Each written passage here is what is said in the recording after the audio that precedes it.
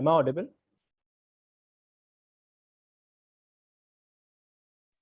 Yes, sir. Okay, great. So in the last class, I think we had done skewness, central tendency, these things.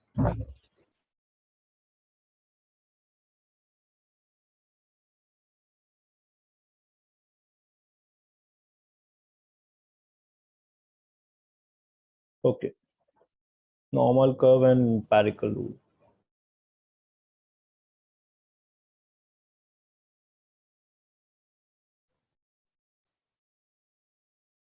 Last time हमने देखा था कि skewness पे कैसे work करते हैं. सो based on mean and the mode and the standard deviation.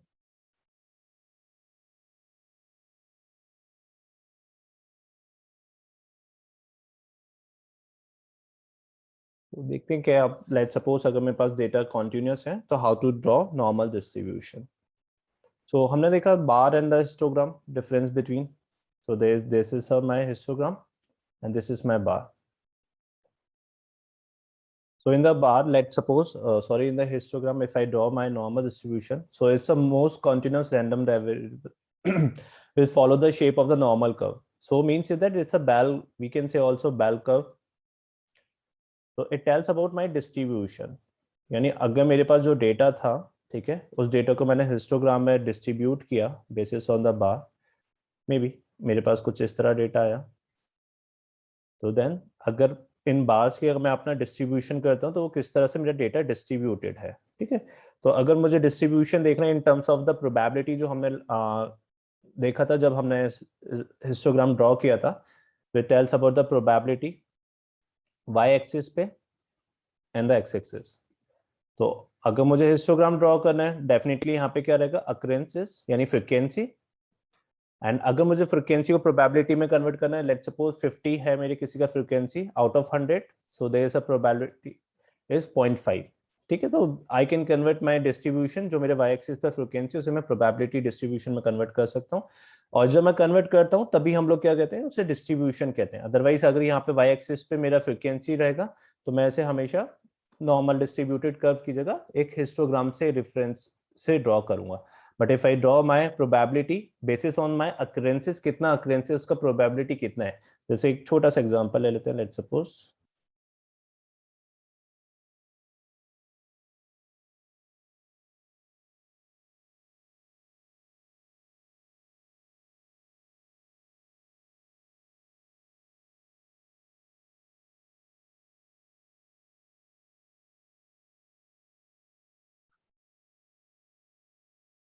is my screen visible to all everyone?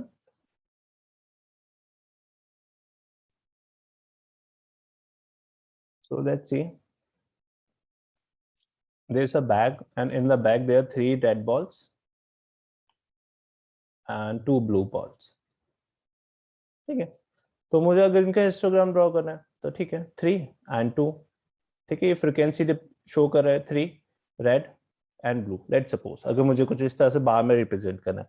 But if I am talking about the probability of red ball, 3 out of 5 and 2 out of 5.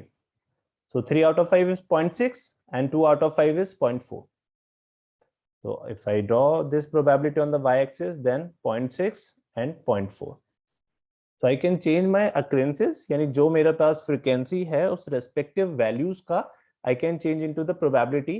And if I change into the probability means that I really want to just draw my distribution. So there is a difference. So agar if I'm drawing just I simply making my histogram means that it's a simply representation of my frequency with respect to the x-axis. But if I draw my distribution in terms of the probability, then I can say there's a distribution curve. ठीक है. there is a difference. ये difference है इसमें. अगर मुझे इस पे work करना है तो let's suppose wait. Similarly, there are 3 factors which decide my central tendency of the data: mean, median, mode. ठीक है. अगर मेरा डेटा कैसा है, नॉर्मली डिस्ट्रीब्यूटेड है, so mean equals to median equals to mode. यानी मेरे डेटा के अंदर जो मीन अगर मैं कैलकुलेट करता हूँ, विच इज मीडियन कैलकुलेट करता हूँ एंड द मोड कैलकुलेट करता हूँ, अगर वो तीनों इक्वल आ रहे हैं, सो I can say my data is normally distributed. Simple. तो there is a point, the distribution of the most common you can see here. So all exists at the center, यानी 50% distribution and 50% distribution equal है, ठीक है, is 50 and the 50. But let's suppose अगर मेरा data skewed हो जाता है, right side skewed जो हमने देखा था, ठीक है, हो सकता है ये डेटा इस तरह हो जाए, ठीक है, तो डेफिनेटली मेरे पास जो डेटा है वो इस तरफ राइट साइड ज्यादा हो जाएगा, लेफ्ट साइड कम हो जाएगा, ठीक है. तो on basis of my skewness, if my data is right skewed or the left skewed or the positive skewed or the left or the negative skewed, I can shift the value also.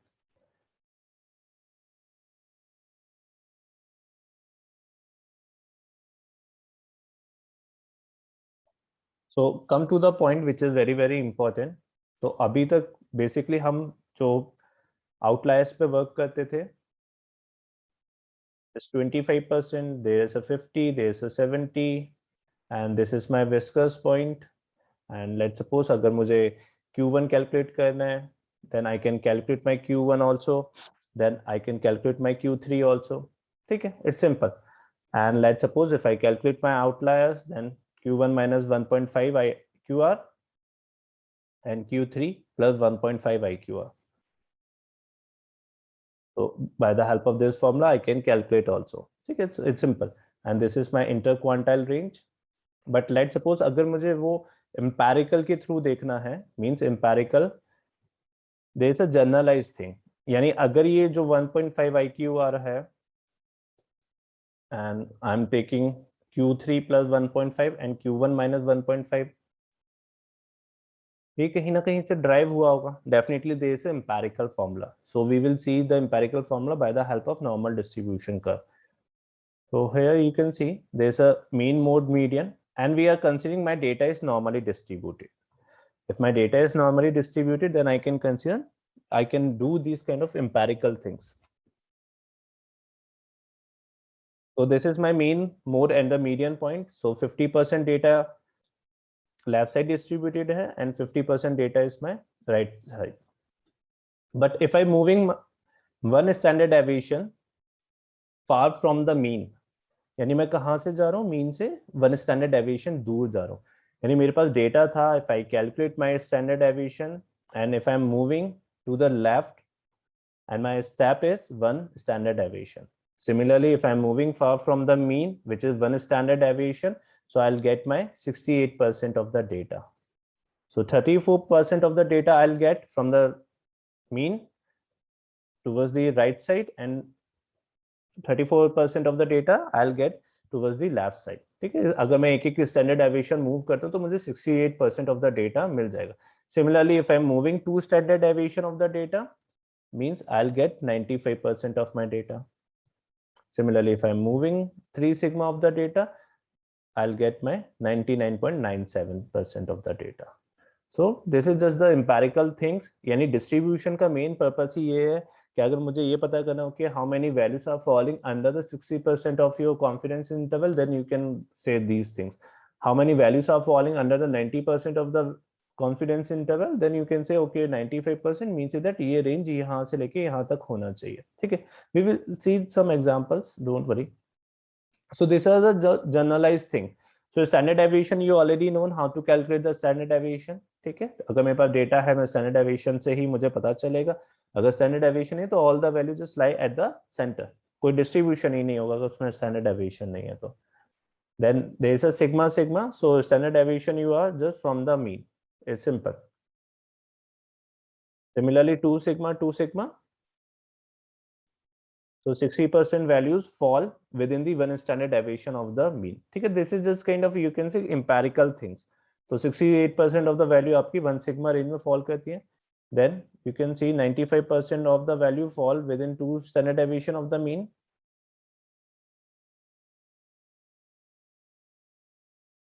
And 99.7% of the value falls within the 3 sigma of the mean. ठीक, so मैं left side move करता हूँ, right side move करता हूँ, mu plus 2 sigma, mu plus 3 sigma, mu minus 2 sigma and mu plus 3 sigma. It's similarly, it's simple. Now come to the part which is the Z score. Let's suppose अगर मुझे इस पे work करना है, how to just do the work.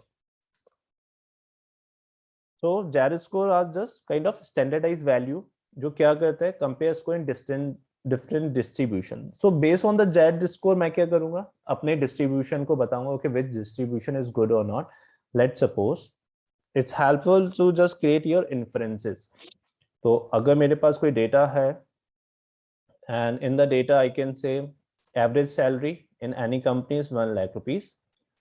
okay, तो आपने कहा कि एवरेज जस्ट क्या है, वो एक सिंपली वो पॉइंट है जो मेरे पूरे डेटा के हर एक पॉइंट को रिप्रेजेंटेशन कर रहा है. तो मीन्स दैट मेरे हर एक एम्प्लॉय का सैलरी 1 लाख होना चाहिए. बट अगेन आपने कैलकुलेट किया standard aviation. Okay, basis of that आपने कैलकुलेट किया स्टैंडर्ड एविएशन कितना है, may be 2 lakh rupees let's suppose. तो आपने कहा ओके स्टैंडर्ड एविएशन 2 लाख है, मीन्स दैट मैं नहीं कह सकता कि मेरा हर एक सैलरी, हर एक एम्प्लॉय का सैलरी 1 लाख होगा. तो definitely there is some parameter by which you can say or by which you can draw on your inferences, which is the G score. Let's see how to do it, which is x minus mu by sigma. So there is a question, let's suppose for the past 2 years, Joe has been in a bowling league. So league average is 181, standard deviation is 12. Joe's final score in final game is 187. So Joe का अगर मैं देखता हूँ Joe का, तो 181 is the average, league average है, standard deviation is the 12, and the final score is 187. It's simple. This is a first year stat, and second year stat is league average is 182, standard deviation is 5, Joe's final game in 185. It's simple question. And now you can see compared to the rest of the league, in which year Joe score is the final game better. Means आपको ये पता करना है, let's suppose this is the first year stat, this is the second year stat of their bowling league. Then you have to just compare with in which year he performed well. Simple. So क्या करेंगे, let's suppose मेरे पास first year का stat है, मेरे पास second year का stat है. Average is 181, standard deviation is 12, then Jo's final score is 187. यानी फाइनल गेम में जोस का स्कोर है 187 in the first year stat, and second game है 185. Now you have to compare in which year was Jo's performance is better. क्या करेंगे? Yes, मैं Audible?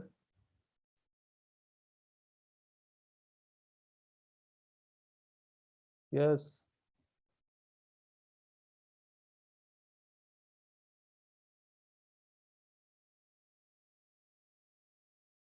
Okay, कैसे पता चलेगा किस ईयर में परफॉर्मेंस अच्छा है जो का?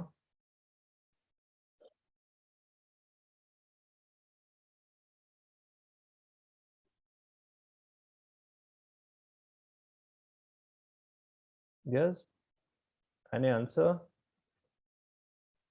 Will be compare basis of year, is it?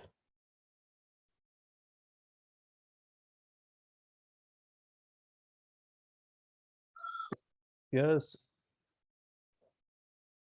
Answer तो जल्दी.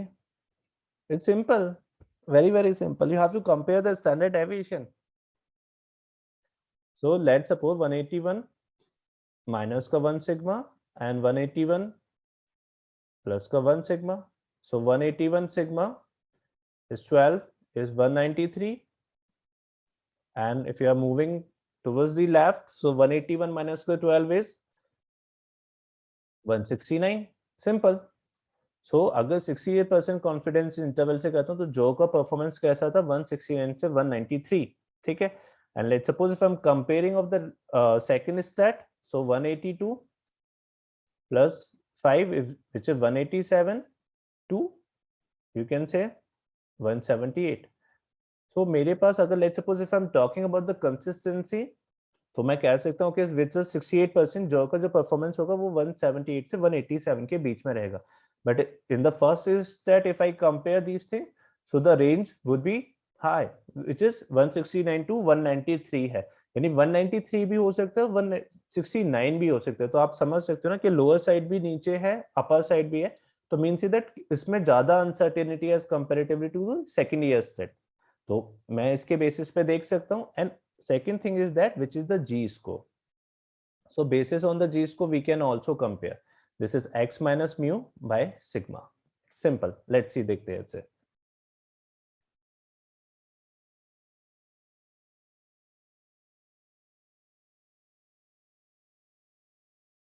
So this is the G score. So first year G is 0.5 and the second year G is 0.6. तो मेरा G score second year का ज़्यादा आया, so means that this year stat is really good as comparatively to the first one. ठीक है, क्योंकि उसमें standard deviation ज़्यादा है, जिसमें स्टैंडर्ड डेविएशन ज़्यादा होगा उसका G स्कोर कम होगा, तो basis on the G score I can compare क्या कौन से ईयर का परफॉर्मेंस मेरा ज़्यादा अच्छा है और कौन से ईयर का परफॉर्मेंस ज़्यादा अच्छा नहीं है.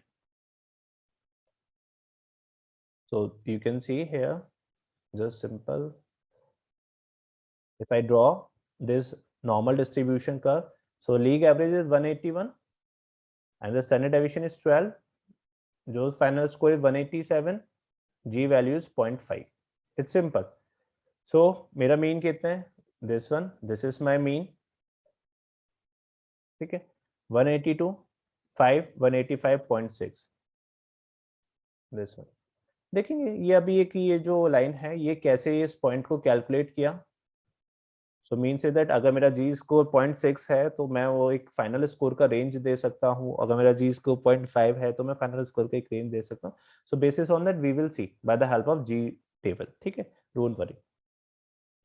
So this is just the empirical thing of the distribution of the data. You can see here normally distribution. There's a 1 sigma, 1 sigma, 2 sigma. ठीक है, it's simple.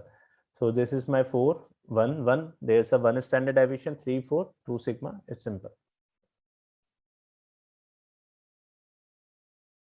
So let's suppose if I'm asking a question to you, what percentage of a score fall above 4.26? This is your distribution.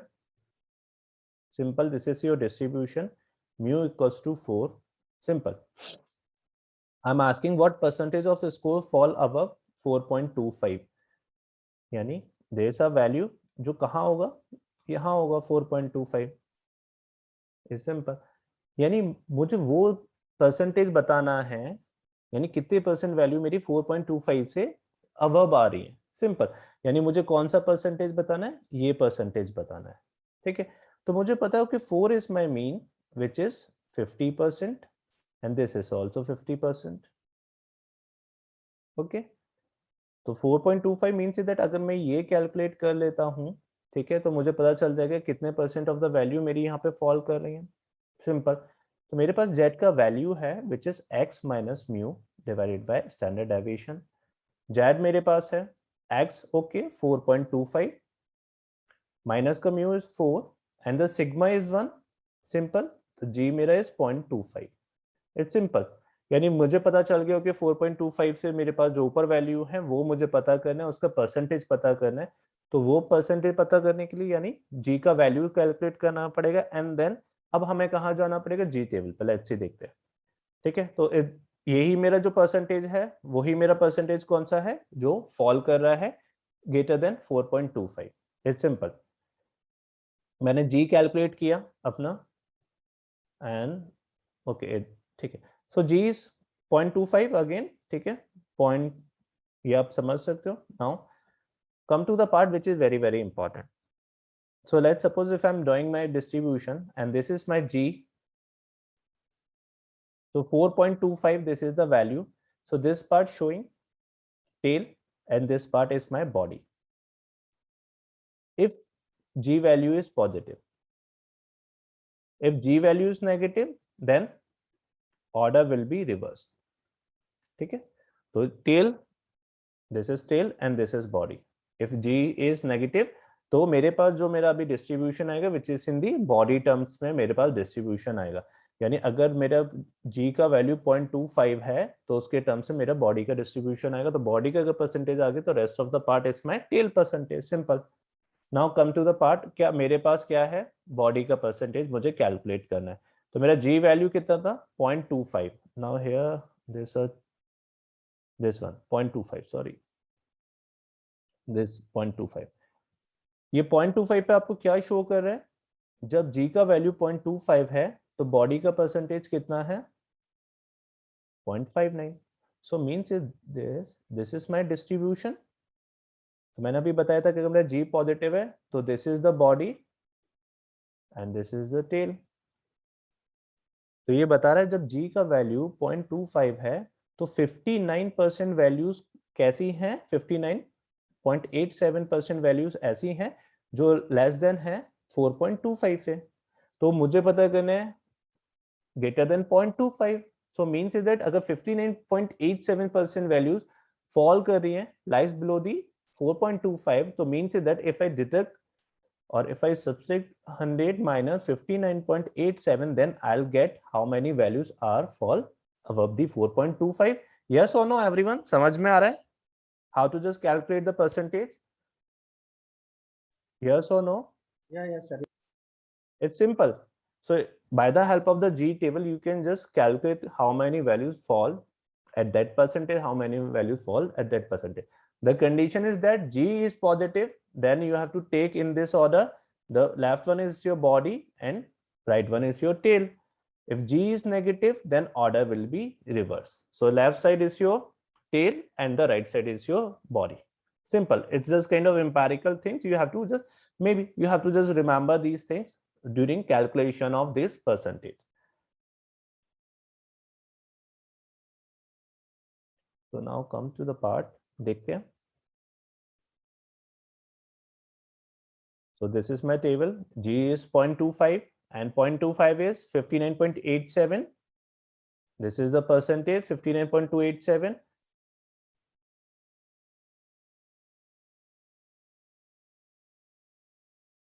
Then I have to calculate this percentage. So area and body 59.27. अभी हमने table में देखा तो tell is 40.13, यानी 40.13% means मेरे कितना percent values 40.13% values कैसी हैं जो अबव है 4.25 में इस डिस्ट्रीब्यूशन के अंदर. Got it? समझ में आया? It's very very simple. तो अगर आपके पास नॉर्मल डिस्ट्रीब्यूशन आता है तो let's suppose by the help of the z score you can calculate how many values fall between the range. अभी हो सकते हैं कुछ क्वेश्चन ऐसे हैं जो बिटवीन द 68% आए या 75% आए. So you have to use your mathematical calculations. तो you have z table, then by the help of z table you can just see क्या मेरा कितना, अगर जी टेबल है तो कितना परसेंट इस पे फॉल करेगा, कितना परसेंट उस पे फॉल करेगा. अब सिमिलरली एक क्वेश्चन था, लेट्स सी, अभी हमने एक क्वेश्चन किया था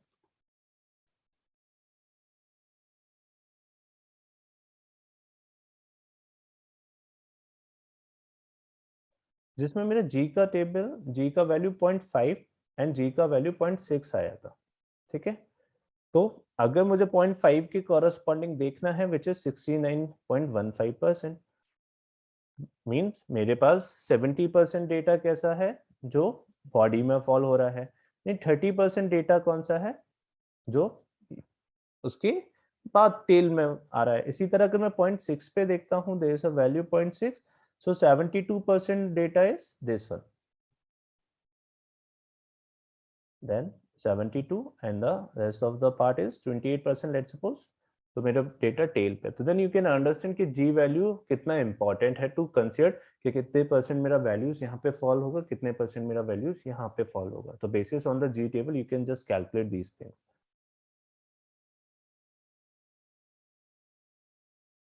So let's see, there's another question. So let's suppose there's a kind of, I can say the analysis or the survey in the United States, average IQ is 100. Simple. With a standard deviation of 15. What percentage of the population would you expect to have an IQ lower than 85? Question समझ में है? Yes or no? So एक survey हुआ जो United State में average IQ कितना है 100 with a standard deviation of 15. Simple.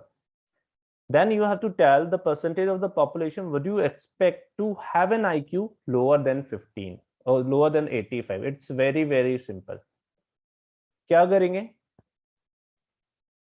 Yes everyone, क्या करेंगे? सर इसमें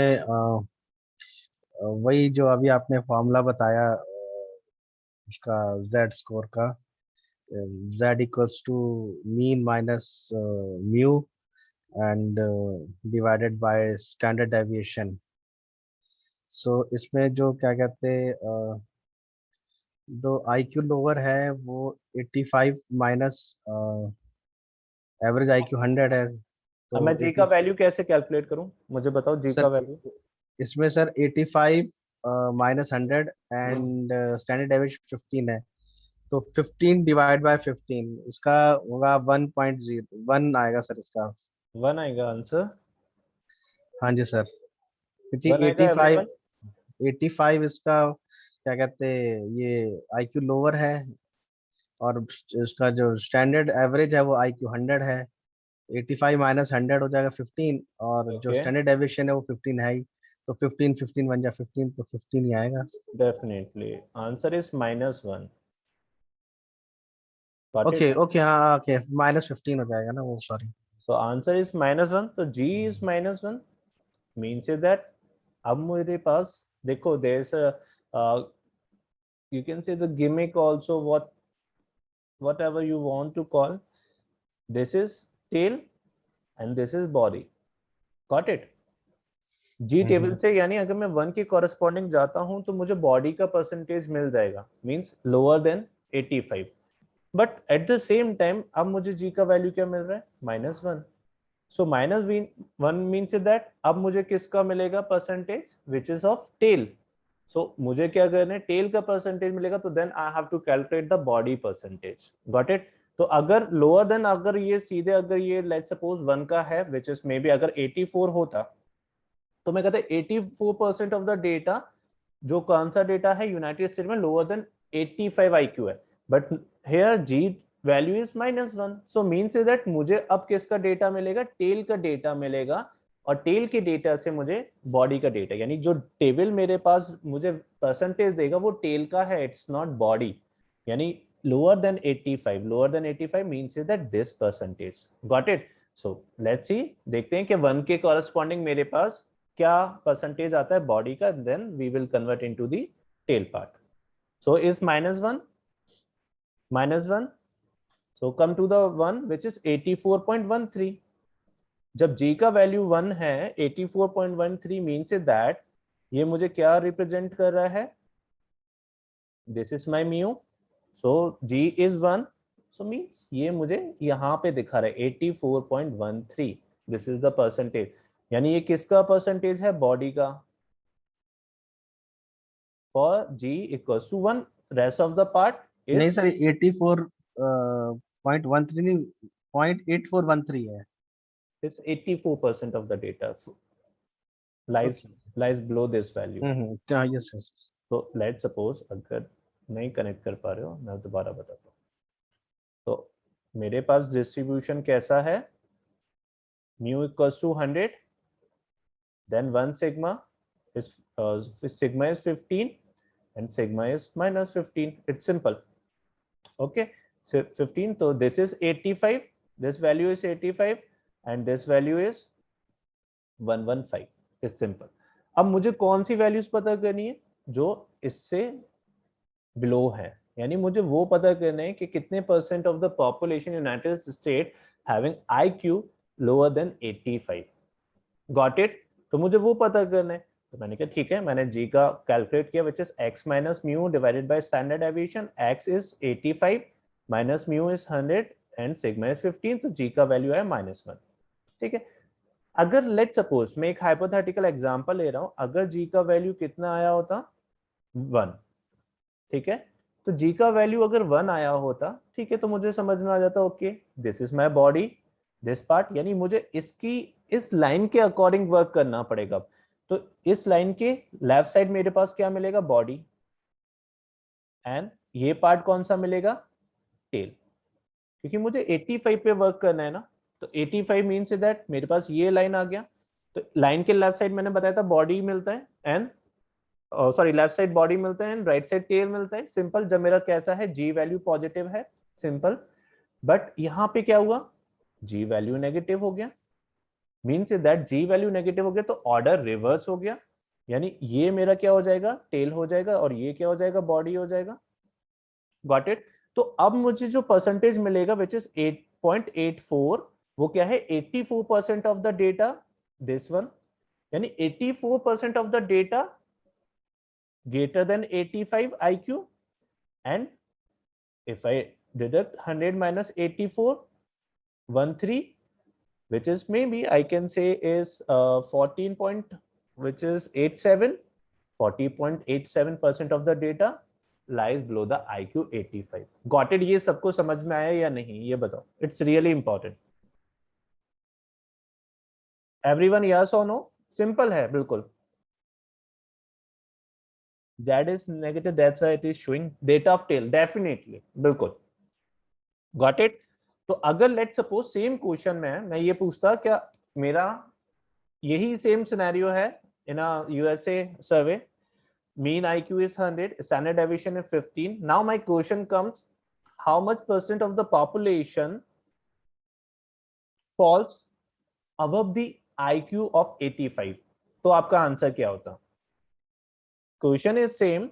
Now my question comes in a different pattern. I want to know how much % of the population of United States falls above the IQ of 85. Then क्या answer होता फिर इसका?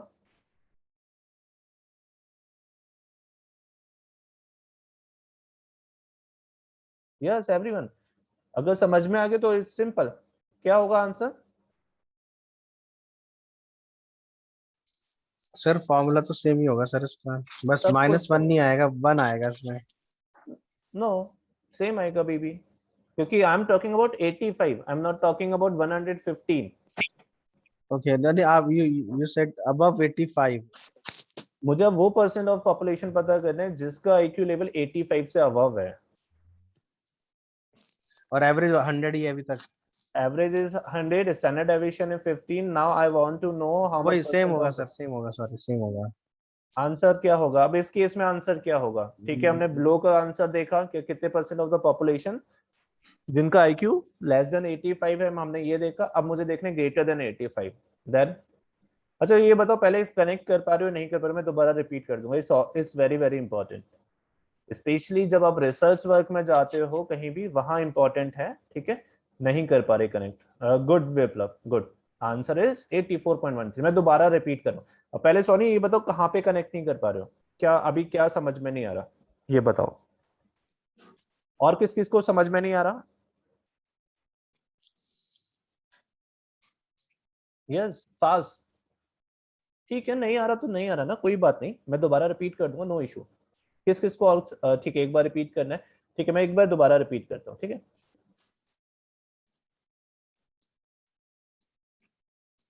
तो let's suppose ऐसे कुछ डिफरेंट एग्जांपल से लेते हैं.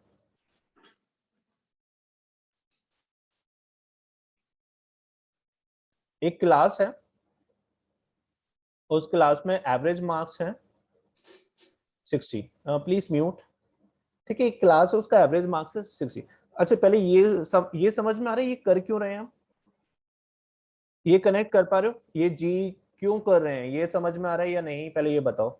मेरे ख्याल से शायद यही नहीं कनेक्ट कर पा रहे हो. ये कैलकुलेशन कर क्यों रहे हैं? एनीवन कोई बताएगा मुझे ये जी हम कैलकुलेट क्यों कर रहे हैं और किस लिए कर रहे हैं?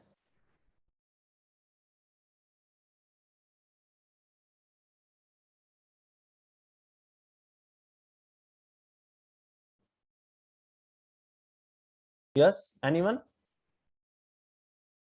जल्दी सर फास्ट करो. स्टैंडर्ड डेविएशन निकाल कर जो हम कंपेयर कर सकें ओके ओके ठीक है, और कोई एनीवन? साथ. और क्यों क्यों कर रहे हैं? अच्छा अभी तक जो किया वो कुछ कुछ समझ में आया? To calculate the probability. Okay okay, और एनीवन?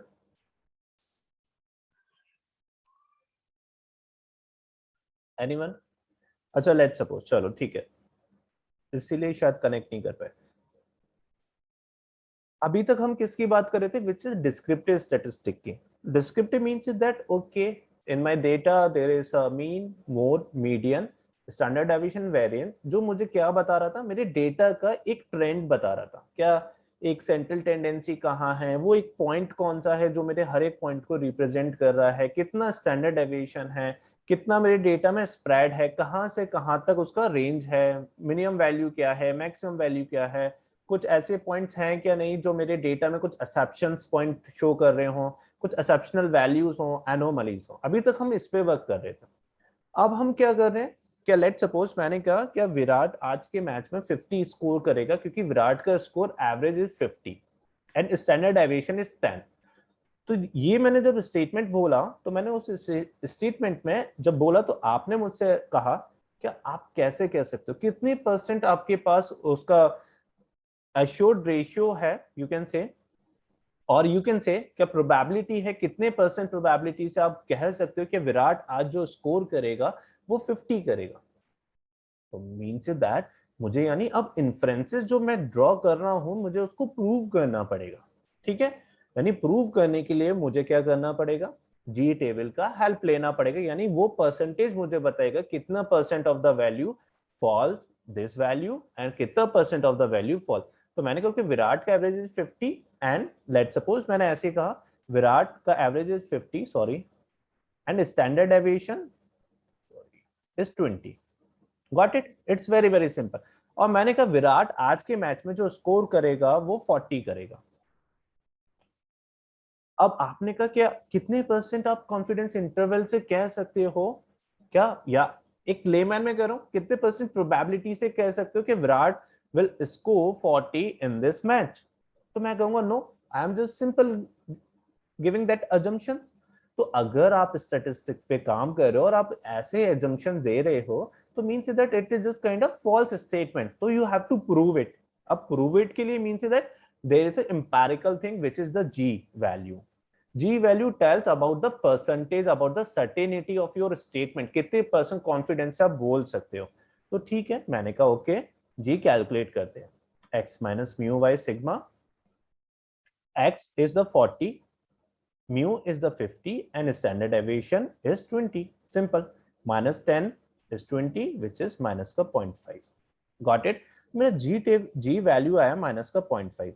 अब G वैल्यू 0.5 आ गया means that I have that kind of क्या है मेरे पास जी टेबल जिसकी हेल्प से मैं जी वैल्यू की 0.5 पे मैं जाके देख सकता हूं कितना परसेंट मेरा वैल्यू फॉल कर रहा है लेस देन 40 और कितना वैल्यू फॉल कर रहा है ग्रेटर देन 40। Got it.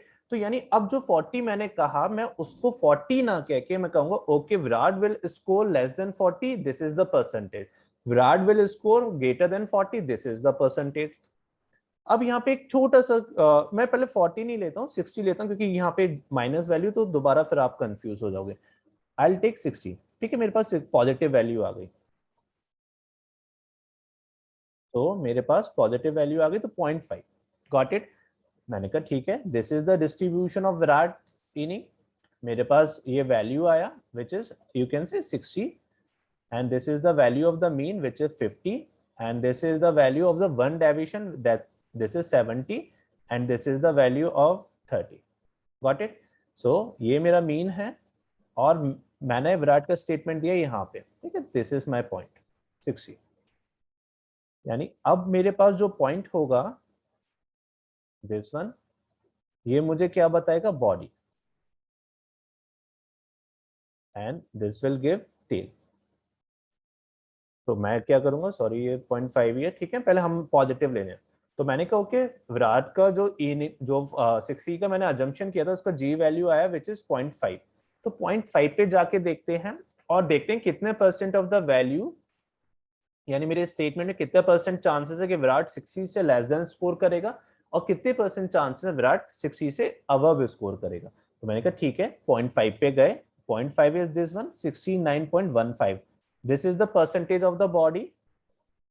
तो बॉडी परसेंटेज है ये कितना है 69.15, मीन्स दैट अगर मैंने कहा कि Virat will score less than 60 in this match, कितने परसेंट श्योरिटी से कह सकता हूँ 69% श्योरिटी से मैं कह सकता हूँ कि देयर इज अ 69% श्योरिटी और you can say there is a probability of 0.69 Virat will score in this match less than 60. So means that you are drawing some inferences with the confidence interval. The confidence interval means that 69%. You can give your statement with a confidence of 69%. And let's suppose if I'm asking about the greater than 60, will he score greater than 60 or not? Then this is my tail. So this is the 69%. और ये मेरा total यहां से लेके यहां तक कितना है 100%। तो ये 69 है तो ये कितना हुआ 100 माइनस का 69.15।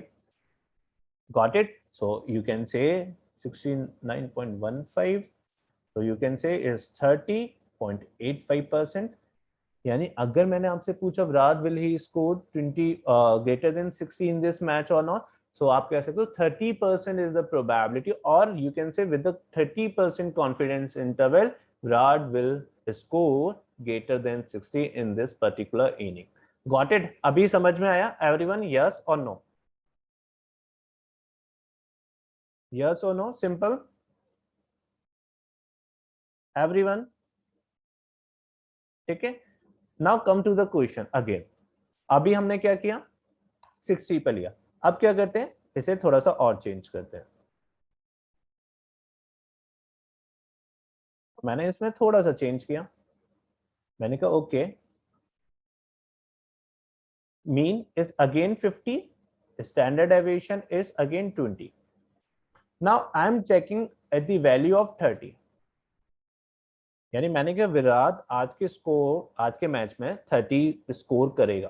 ठीक है. So there is again probability, will he score less than 30 or will he score greater than 30. so you have to calculate that percentage, क्या वो कितने परसेंट पे वर्क करेगा. ठीक है. तो means that there is a 30 value पे मैं उस पे वर्क करूंगा. Again let's suppose this is my mean is 50. if I go one standard deviation, this is my 30 value, and if I go right side, this is mu plus 1 sigma, this is 70. Mu minus 1 sigma, mu plus 1 sigma. So I'm talking about this value, this one. मुझे इसी point पे calculate करना है. So here you can see this one, this is my calculated point. तो मुझे पता है कि मुझे इस पॉइंट पे करना है. तो लेफ्ट हैंड साइड मेरे पास क्या होगा? Body, and right hand side मेरे पास क्या होगी? टेल. और जो मेरे पास जी टेबल है वो मुझे क्या देता है? बॉडी का परसेंटेज देता है. ठीक है. Now calculate the formula. Just x is 30, mu is 50 and sigma is 20, so g value is -1. Simple. अब मेरा वैल्यू कैसा है? नेगेटिव. मीन्स दैट अब मुझे जी टेबल क्या देगा? टेल का परसेंटेज देगा. Got it? क्योंकि मेरा जी वैल्यू कैसे नेगेटिव, तो मैं जी टेबल के कॉरेस्पॉन्डिंग जी इक्वल्स टू 1 पे जाऊंगा. तो ऊपर शो कर रहा है बॉडी का परसेंटेज, बट वो कौन सा परसेंटेज होगा? टेल का परसेंटेज. तो लेट्स सी, देखते हैं जी वैल्यू के -1 का. देखो एरिया एंड बॉडी दिखा है ना आपको यहाँ पे. तो हम किस पे गए? 1 के कॉरेस्पॉन्डिंग, 1 के दिस वन. तो ये बॉडी का परसेंटेज नहीं है, किसका है? टेल का, विच इज 0.8413. यानी 84% डेटा कैसा है यहाँ पे? This one, this is my 84.13 data. It's simple. ये मुझे क्या शो कर रहा है कि Virat will score greater than 30. कितने परसेंट कॉन्फिडेंस, मतलब आई am talking about 84% confidence interval. Virat will score in this match greater than 30 and with a confidence interval of 84%. I can say this statement. Will he score less than 30? Means that total मेरे पास कितना है? 100%. So this is 84. This is 100 minus 84.13. It's simple. तो ये मेरे पास कितना है? Which is 15.87%. Got it? So if I'm talking about, if I'm giving that statement in this match, Virat will score less than 30. Can I say that statement? Yes, I can say, but with a confidence interval of 15% merely. But definitely I can say Virat will score greater than 30 with a confidence interval of 84%. Got it? So this is the way you can draw your inference with the confidence interval. Now you are just taking, or you can say you are just taking endorsement with the confidence interval. तो आप क्या कर रहे हो? Endorse कर रहे हो bye the help of just confidence interval. पहले हम assumptions दे रहे थे. in the statistic there is no space for the assumptions, but if you are giving any statement with a confidence interval, it means there is a confidence behind it. so you can say 84% chances है विराट के आज 30 से ज्यादा score करेगा. Got it? अभी समझ में आया एवरीवन? यस और no? It's very very simple. अभी भी नहीं समझ में आया तो बताओ everyone, it's simple, got it? Yes Sonia, anyone? Rahul, Rakesh, Samrat, Yes, sir. Shivali? Okay, so now come to another question. तो अब कुछ क्वेश्चंस देखते हैं, ठीक है? It's simple. तो मेरे पास ये क्वेश्चन था, फॉल अबव 4.25। तो आप समझ सकते हो कि what percentage of the score, यानी 4.25 यानी सिमिलरली ग्रेटर देन वाला चांसेस विराट का। तो 4.25 यानी this is the value, mean is my 4, this is my mean, this is my mean value, and मुझे क्या कैलकुलेट करना है? 4.25 के कॉरस्पॉन्डिंग। सो 4.25 ये मुझे क्या देगा? Tail, right side, and this is my body. मैं यहाँ पे जी वैल्यू कैलकुलेट करूंगा, 4.25 x minus mu by sigma, 4.25 minus का 4 divided by sigma is 1, so z value is 0.25। तो जी के कॉरस्पॉन्डिंग हम जाएंगे 0.25 पे। तो मेरे पास बॉडी का परसेंटेज कितना आएगा, क्योंकि जी पॉजिटिव है, विच इज 59.87। तो ये परसेंटेज मेरे पास कितना आया? 59.87। This is the percentage 59.87, and this is the percentage जो मेरा 1 माइनस 0.59 कह सकते हो, या आप 100 माइनस 59.87 कह सकते हो। Got it? Which is 40.13। तो 40% स्कोर ऐसा है जो फॉल कर रहा है अबव 4.25 के। Got it? It's simple.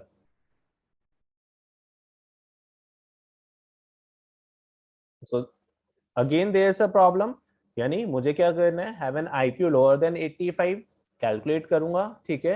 Which is -1, मैंने जी टेबल पे गया 84.13, then it's a tail part, है ना, बॉडी पार्ट नहीं होगा, क्योंकि जी वैल्यू नेगेटिव है। तो 15.87% मेरा वैल्यू कैसा है जो फॉल कर रहा है below the IQ 85%। Got it? Now question comes, there is another question, in the United State average IQ is 100 with a standard deviation 15. Now you have to calculate what percentage of the population would you expect to have an IQ between 90 and 120. Now there is a gimmick in this part here, 90 and 120.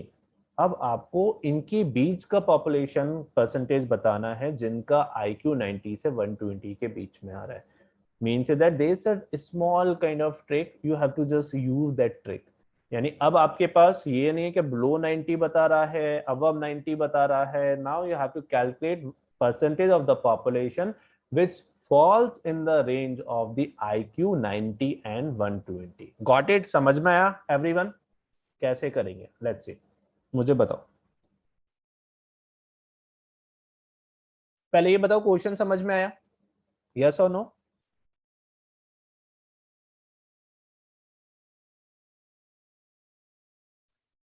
Okay, ठीक है, क्या करेंगे फिर बताओ मुझे इसमें question में।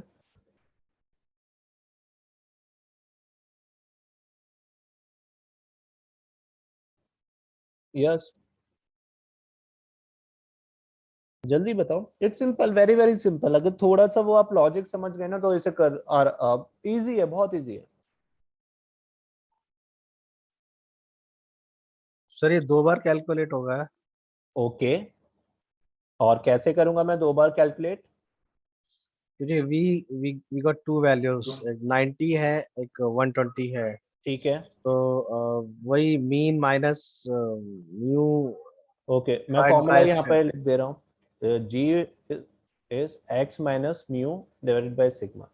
मैं क्या करूंगा अब मुझे बताओ, मैं करता चाहूंगा। Sir first will take 90 okay, minus 90 100 minus 100, okay, divide by 15। Okay, which is minus 10 by 15, okay, ठीक है, which फिर is इसके z स्कोर में will check in the z score. minus 0.66, okay, ठीक है, हम इसके रिगार्डिंग जेड इसको चेक करेंगे, ठीक है, फिर उसके बाद सर ये माइनस 0.66 z स्कोर आप देखा ही कहाँ सर? यस, एक बार z स्कोर देख लेते हैं, z जी टेबल देख लेते हैं, I mean. Okay okay, let's see, देखते हैं, अभी दोनों एक साथ देखेंगे फिर क्या करेंगे।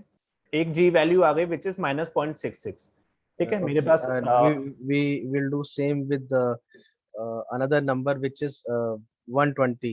ओके और 120 minus same 100 and divided bye deviation 15।